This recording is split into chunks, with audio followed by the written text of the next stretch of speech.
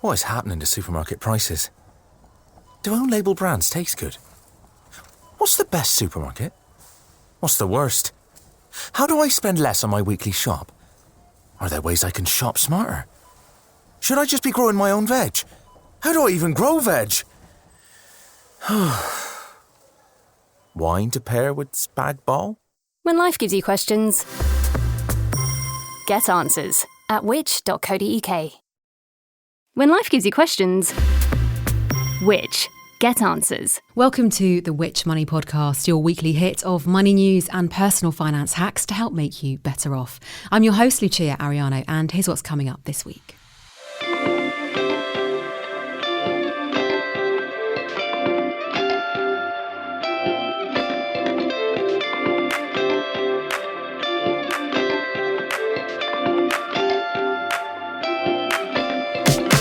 So what's really tricky about this is that ultimately whether or not it's worth it depends on how long you end up living for after you do take the state pension, which nobody knows. But under current rules, you're going to need to live for at least 15 years after you start receiving payments to break even. So basically to end up with more money overall than you gave up in that first year of not receiving a state pension. Although the state pension has been increasing the last few years, it's still a pretty modest amount. If that's all or virtually all you've got to live on, that's difficult. This week on the podcast, we're telling you everything you need to know about the state pension. And whether you're the current state pension age of 66 or 26, this is a bumper episode you need to hear because we'll be deep diving into how it works, the gender gap, how to check your forecasts and how you can boost yours, who's missing out, and so much more. And to do all of this, I'm pleased to say I'm joined in the studio by Which Money podcast regular, the editor of Which Money magazine, Jenny Ross, and also joining us here is the policy manager at Age UK, Sally West. Hello both. Hello. Hello. Thank you so much for joining us today. Well, let's start with the basics then, Jenny. What is the state pension and why is it something our listeners should see as important, whatever stage of life they're in? Well, I think listeners will be pretty familiar with the basic concept of the state pension because that at least is quite straightforward. It is a payment you get from the government when you reach a certain age. But if you lift up the bonnet and have a rummage within, you'll quickly find out that it gets a lot more complicated pretty quickly. There have been, layers and layers of rules and changes over the years that have made it a little bit tricksy. But I'm going to skirt over that for now and give you a little bit of a potted history. So the modern version of the state pension, as we know it, came into being in 1948. So that was the same year as the NHS. And from then all the way up until 2010, men qualified for the state pension at the age of 65 and women got it at 60. Since then, it's been all change. The state pension age has been equalised for both men and women, so you now get it at the same age, and that age has gone up. So now, as things stand, everyone gets the state pension once they reach 66. But that will change again in just a few years. It's set to rise to 67 between 2026 and 2028. So that is going to affect those born between April 1960 and April 1977. In other words, if you're between 46 and 63, you're going to be looking at 67. If you were born after 1977, April 1977 that is, so Lucia, if you're wanting to know when you're going to reach state pension, Who knows? Who knows? It will be at least 67, I think. It's safe to say. It had already been scheduled to go up to 68 between 2044 and 2046. But basically, the timings are up in the air as things stand. In terms of why it matters, I mean, that's pretty straightforward. The basic answer is that those payments are going to form a pretty significant part of your income in retirement and will help to bolster any savings you've built up in private pensions. But of course, there are many people for whom the state pension is all of their income, so it's even more important. And Sally, how often are you being asked questions about the state pension at Age UK? Presumably this is a big issue that a lot of people ask about getting in contact. Well, we do have people coming to us. It's not our biggest area of inquiry. I think because, as Jenny said, most people know that they'll get a state pension and actually you get a prompt. So the DWP contact you 2 or 3 months before your state pension age normally and they invite you to claim. I think when people do come to us, it's often because they don't quite understand why they've got what they've been given. Or perhaps they say, well, look, my friend, she's the same age and she's getting more. Or my friend got her pension at age 65. Why have I got to 8? So I think it's trying to understand why the pension works how it is, and that's for people who are already kind of pensioners. But I mean, I think it's great that you're doing this because, as Jenny says, we really need to encourage people who are younger to think about what they may be getting. And there's lots of really useful tools on the government websites that can help you work out your own kind of pension. And it does make an important part of retirement income for many, many people.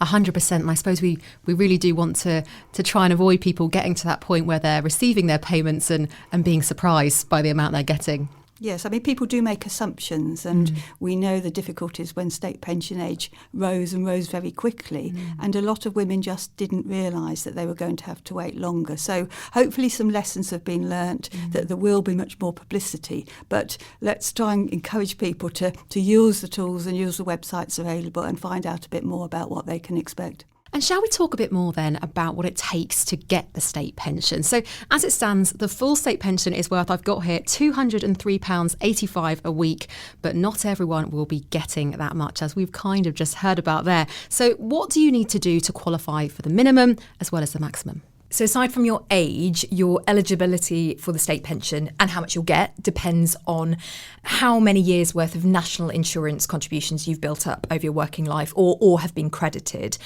Those are known as qualifying years for the purpose of the state pension.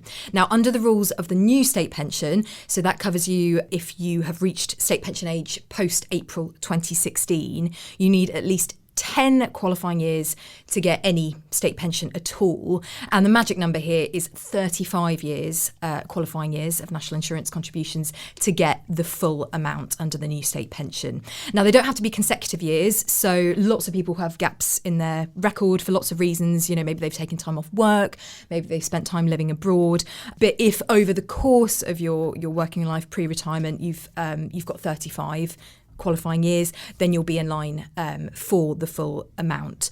There is a way, you know, if you do have gaps in your record, you don't have the 35 that you need, you can pay to fill those in, but we'll get onto that in a little bit. And while we're on this point, in the article on the state pension in the most recent Which Money magazine, we have a stat that really did catch my attention, and that is that on average women get £156.35 per week compared to men getting £177.65 on average. Jenny, what's behind this? Yeah, well spotted, Lucia. That gap has been there for quite some time, but I think it's fair to say it is narrowing under the new system. The reason for it in the first place, I mean, we're going to get a little bit into the complexities here, so bear with me. It is partly to do with how the old state pension worked. So that's the system pre-April 2016. Now, that consisted of the basic state pension plus something called the additional state pension, and it was called other things over the years as well. But basically, that additional bit was a top-up to the basic state pension based on how much you earned. Now, if you were a woman who, you know, took time off to raise a family, was out of work, you wouldn't have access to the additional state pension. You'd be relying solely on the basic state pension. So you wouldn't have as much opportunity to build up that additional payment. So yeah, that's one of the reasons, historically speaking, why women have had less state pension.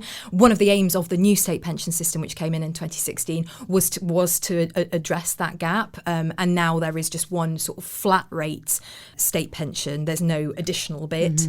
But if you built up additional state pension in the past under the old system, that will sort of still influence how much you get under the new system. But I think the good news is that gap is narrowing. I saw a stat actually from the Institute for Fiscal Studies, which found that women born in the early 1940s receive around 25% less in state pension income than men on average. But that gap for those born in the early 1950s falls to 5%. Well, that is good news. I mean, Sally, what do you think? Is the gender gap in the state pension a big problem in the UK? As Jenny says, that gap is reducing. So certainly for people reaching state pension age now under the new system, the gap is smaller and still closing, but it's bigger for older women. But yes, in terms of the gender gap, it is reducing. In fact, the problem probably now is more with private pensions, where because women still on average earn less and have more time out for caring responsibilities and things like that, that gap is probably bigger in the private sector now. But at least it's changing and improving with the state pension. Well, some good news there at least, a speck of hope. Well, shall we move on then to something we've talked about already, which is filling these gaps. So there is a way you can improve the amount of state pension you're entitled to, and that's by topping up your national insurance contributions. Jenny, do you want to start us off here? Sure. So hopefully it's ingrained now. You need 35 qualifying years of national insurance contributions to get the full amount of state pension. But you do have the option to pay voluntary contributions and fill some of those gaps if you have them.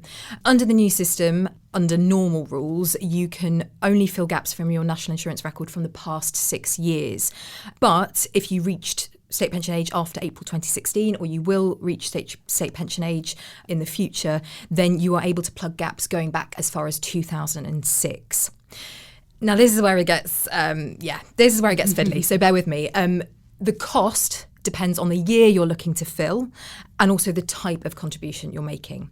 So if you're an employee, Lucia, say you wanted to fill a gap from 22 to 23, you'll be making a voluntary class 3 contribution, and the cost for that year 2022 to 23 is £15.85 per week, or £824.20 for a full year. But if you're only missing part of the year, you can just pay however many weeks you need to fill that. What you'll get in return for filling in that missing year is a boost to your state pension by 1/35 of the standard rate. And that works out as about £5.82 a week or £303 a year. That's based on the current level of full state pension. I've done the maths earlier. This is not off the top of my head, I promise you. Over a 20-year retirement, that is going to add up to an extra £6,000, all for a payment of just £824. And actually, if you're self-employed, you'll be making class 2 voluntary national insurance contributions rather than class 3. They are cheaper, so it's it takes even less amount of time to earn your money back. And Sally, can I get your take on this? So if you're self-employed, you're looking at nearly £200 a year to top it. Otherwise, it's not far off £1,000. It's no small amount. Is it really worth doing? It depends. I think you've got to look at your own situation, consider what gaps. Maybe you've just got to pay a small amount because you've maybe made some contributions or got some credits, so you perhaps don't even need to make a full year's contributions to fill up a year. But you need to see where those gaps are. Ideally, check your national insurance contributions regularly to see whether you're building up full years. You may not need to you don't have to have all the years to be completed. And in some cases, we've talked about contributions, not so much credits. So in some situations, perhaps there are credits that you could receive if you applied for them. So, for example, there are some carers who get carers allowance and will get an automatic credit. But sometimes you're not getting one of the relevant benefits, but you could still, in some circumstances, be a carer and apply for credits. Similarly, if people are looking after a youngest child and get child benefit, that gives you an automatic credit. But then some families with a high earner may not think it's worth claiming child benefit because they're having to pay the money back through their tax system. But in those circumstances, if one partner isn't working, it may be worth claiming the child benefit. Oh. So I'm sorry to bring in all these complexities, but I think it's about seeing whether in your circumstances you have gaps, whether there's other ways of filling it. And if then it looks like it'd be beneficial to pay national insurance, how much would it cost? What difference would that make to your pension? And then you're in a better position to make the decision about whether that's the right thing to do. Some really interesting examples there. And now there's a second way you can boost your state pension, which is by delaying when you get it. Now, I've got to say, when I read about this, I thought, given the state pension age keeps going up, as we've already spoken about, this feels pretty hard going on top. But I want to hear your thoughts, Jenny, firstly, and how it works. Yeah, I've got to say, this is arguably a lot less compelling as a way to boost your state pension than the option of plugging gaps in your national insurance history. But basically, yeah, as you say, Lucia, if you hold off taking the state pension, you could potentially boost the payments that you get when you do opt to receive it. So how much? It depends on which system we're talking about. I'm going to focus on the new state pension system, which has actually got less generous when it comes to deferring than the old system.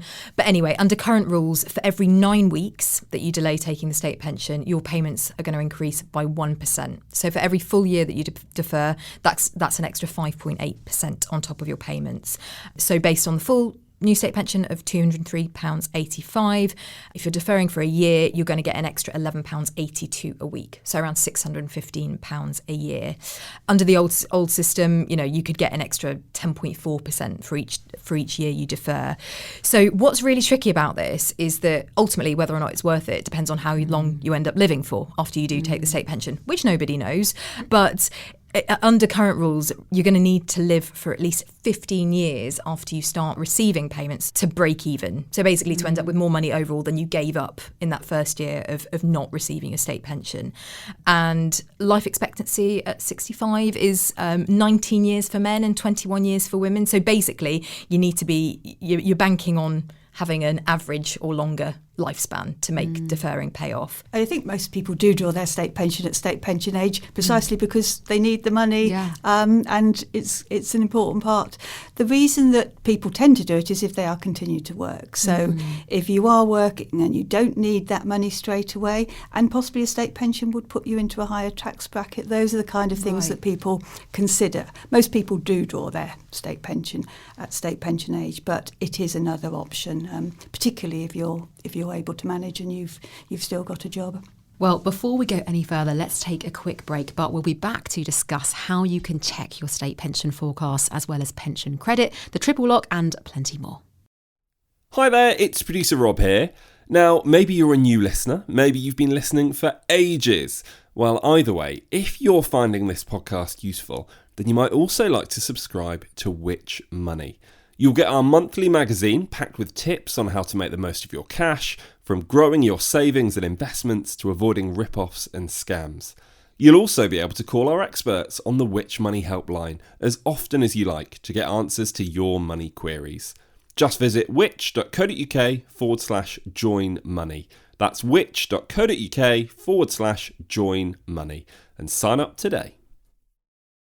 Now, shall we get into how you can check how much state pension you're likely to get? Because I'm sure this will be something many of our listeners will be wondering. Yeah, it doesn't matter how far off state pension age you are. You can go and check right now and get a rough idea of how much you're expected to get based on your current national insurance record. So you just need to visit gov.uk/check-state-pension. That will also show you. It's not easy, is it? It's not. Just go to gov.uk. I'm sure you'll find it from there. So that will show you when you can get it as well, and also how you can increase it if that's an option for you. So yeah, you'll be signposted to any sort of incomplete national insurance years, any gaps in your record. If you built up sort of additional state pension, or you're partially covered under the old system, it gets a little bit more tricky there, doesn't it, Sally? Because you won't get a sort of full history of whether or not you opted out. It's known as contracting out of the additional state pension. That's where it can get you might need to rely a bit more on sort of your memory and your pay slips and your old bits of paperwork. But that's a great starting point. Go to gov.uk, see what information it shows you there. Hopefully it will signpost you to the actions you can take. And if you've got any queries, you can contact the pension service directly. And ultimately, you're placing your trust in the Department for Work and Pensions to make sure it's done its sums properly and it will pay you the correct amount. But unfortunately, it's emerged in the past few years that many people have ended up being underpaid. Now, even if you're not at state pension age yourself, this is something that could be affecting your parents, grandparents, friends.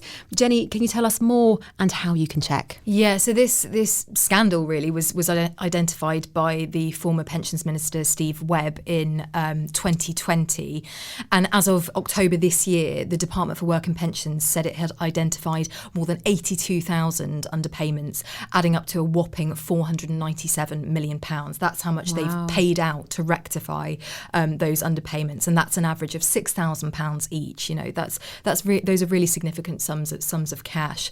The errors affect pensioners who started claiming their state pension before April 2016, so under the old system. and predominantly it's women as well. Around 90%, I think, of those affected are women. So there are various categories, if you like, or groups of women who are particularly likely to be affected by these underpayments. You can find more information on that. You can go to which.co.uk. We've got various news stories on this issue. Also, Lane Clark and Peacock, the firm that Sir Steve Webb now works for. But basically, yeah, just have a Google and see if you or anyone you know is likely to be affected. Actually, in recent months, a new error, yet another one, unfortunately, has come to light, affecting those who claimed child benefit and didn't provide their national insurance number at the point of claiming. HMRC is currently writing to those people, over the last few weeks. So yeah, see if you're contacted directly. Otherwise, if you want to find out more and proactively check if you're owed money, contact the pension service. Oh, please do share this information with anyone who you think it could be relevant to. And now there's another reason you might be getting less than you're entitled to. Sally, and this is if you're eligible for pension credit but you're not claiming it. Can you tell us more? Yes, I mean, people who have a low income, perhaps your state pension isn't very high, perhaps you've got special needs, are often missing out on benefits such as pension credit. Mm-hmm. So this is for people over state pension age. It's a means-tested benefit, which means they'll ask you about your income and savings, and it will top your income up if you fulfill the criteria, if you have a low income. It depends on your circumstances. There are also other benefits, such as housing benefit, which helps with your rent, council tax reduction, which is again a means-tested benefit that helps reduce the amount of council tax you pay, attendance allowance, which is for people with disabilities. So I think there's a range of benefits that older people may be entitled to and are often missing out. So we would encourage anybody who's perhaps finding life a bit difficult financially to check that there aren't check whether there are additional money, because it can make such a big difference to people. And is there an easy, I mean, it's hard to say, is there an easy way to check? Often there isn't an easy way to do anything, but is there an easy way to check? Well, a good start is to come to us at Age UK. You can look at our website. We've also got a calculator that will help people check what benefits like pension credit entitlement, or we've got an advice line, a helpline. People haven't got the internet, and there are local organisations. So we can provide support on that, and there are other organisations that will do. Really, really important. I'm so pleased we covered that. And now, before we wrap up today, can we touch on the triple lock? It's something that's come up quite a bit on the show. Our regular listeners will, of course, know. But we couldn't have an episode on the state pension without giving it a mention. So to start us off, here's what the Chancellor, Jeremy Hunt, had to say about it in the autumn statement a few weeks ago. The triple lock has helped lift 250,000 older people out of poverty since it was instituted by a Conservative government in 2011. It's been a lifeline for many during a period of high inflation. There have been reports that we would uprate it by a lower amount to smooth out the effect of high public sector bonuses in July, but that would have been particularly difficult for 1 million pensioners whose only income is from the state. So instead, today we honour our commitment to the triple lock in full. From April 24, we will increase the full new state pension by 8.5% to £221.20 a week, worth up to £900 more a year. This is one of the largest ever cash increases to the state pension, showing a Conservative government will always back our pensioners. So good news it seems for pensioners. Jenny, can you explain how it works? Yeah, the triple lock basically guarantees that payments, state pension payments, will go up every year by one of three measures: either average wage growth, rate of inflation, or 2.5%, whichever is higher. And as we've just heard, what that means for 2024 is that payments at the full level of new state pension are going to go up to just over £221 a week, in line with earnings growth of 8.5%. So it's great news for pensioners. You know, this will be an above inflation boost. The trouble for the government is it is really flipping expensive. So yeah, a figure from the IFS, the Institute for Fiscal Studies, shows that since it was introduced, an additional £11 billion per year has been spent on the state pension compared to what spending would have been if increases were in line with either inflation or earnings. So that's the cost of the triple lock, basically. So looking forward, there is quite a lot of uncertainty about what the future holds for the triple lock and whether it will be sustainable. And Sally, I'm interested to hear your thoughts on the state pension rising with inflation. Where does Age UK stand on this? Is it enough? Well, we're strong supporters of the triple lock, as you might imagine, because what it means is that the new state pension and the basic state pension increase, well, their value maintains and sometimes actually increases above the rate of inflation. And that's really important because there were many years when the state pension, the old basic state pension, was losing its value in relation to earnings and general living standards. So we think it's really good news. We want to see it continue because although the state pension has been increasing the last few years, it's still a pretty modest amount. If that's all or virtually all you've got to live on, that's difficult. And also, it's not just an issue for current pensioners, because for younger people, particularly those on lower earnings, the state pension is going to be such an important part of the income. And if it's a sort of a reasonable amount, it's a lot easier to obtain a decent income in retirement by additional savings. So we're keen on seeing it continued. And just before we close, is there anything else that you'd like to mention today? Just before the show we mentioned, I was saying, there's really nothing basic about anything to do with pensions, but you've done a brilliant job of condensing it. Is there anything else that you'd just like to leave our listeners with? Well, we've done our best to keep it fairly straightforward today, but even then you end up, going down little sort of complicated rabbit holes. And yeah, as you say, Lucia, nothing is ever super straightforward when it comes to the world of pensions. And I guess the main message is that circumstances will be different. The fact of having the two systems sort of living sort of side by side, you've got people covered by both, makes it really quite tricky to get your head around exactly what your entitlement is. But as we've signposted today, there are lots of resources out there where you can try and get a slightly better idea. And it's well worth engaging now. Even if you're decades off state pension age, there are things you can do now, like Sally mentioned, claiming credit, national insurance credits that you're entitled to, like, potentially topping up any gaps in your record that will stand you in better stead later on. The worst thing you can do is sort of get to age 66 or 67 or 68, whenever it is, and suddenly realise, this is not the payment that I was expecting. I don't know what to do about it. Yes, I completely agree. I mean, we've tried to cover all the different aspects of the system, which I think, as you said at the very beginning, Jenny, has changed so many times over the years. But we still have a pension system that's going to provide, a good chunk of income for most people. And it is possible to use the different websites and tools that we've mentioned to find out what the situation is likely to be for you and help you think about your future retirement income and help you plan other savings and things. So hopefully we've given you an idea of some of the things to think about, but also encourage people to look into their own circumstances. Well, thank you so much, Sally and Jenny. What an episode this has been. Thank you. Thank you.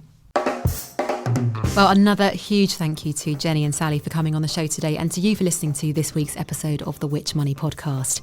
If you enjoyed today's show, please do hit subscribe to make sure you catch our new episodes as soon as they drop. I should add that this was our last regular episode of the year, but don't worry, and we'll have a special treat from our sister podcast, Get Answers, that will be dropping into this podcast feed for you to enjoy between Christmas and New Year.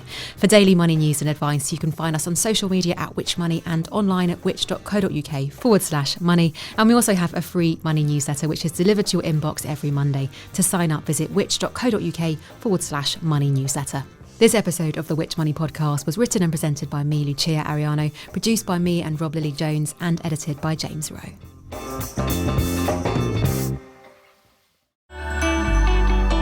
You've probably heard of Which Magazine, our home of hard-hitting journalism and informative stories delivered directly to our members. There's our travel, money and tech mags too. But did you know you can hear some of our best articles for free, available to listen to whenever you like? Each week on the Which Shorts podcast, we bring you a specially selected story, lovingly voiced and produced especially for you, on a whole range of fascinating topics. Just search Which Shorts wherever you're listening.